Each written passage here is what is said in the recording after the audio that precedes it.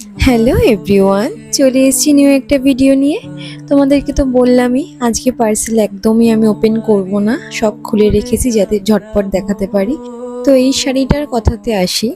আমার বিয়ের শাড়িটা যদি মানে তোমরা কোনো ফটো দেখে থাকো, বিয়ের বেনারসি ছিল ওটা, এটা তো বেনারসি না। যাই হোক, ওটার ঠিক কম্বিনেশনটা এটাই ছিল, ইয়েলো আর পিঙ্কের মধ্যে ছিল। অনেকদিন পর এরকম একটা শাড়ি দেখতে পেলাম হালকার মধ্যে।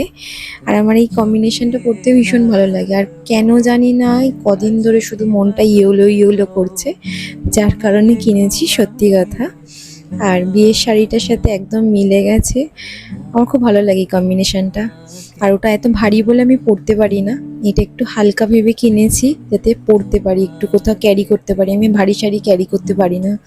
এই শাড়িটা তোমাদের কিরকম লাগলো জানাতে ভুলবে না কিন্তু।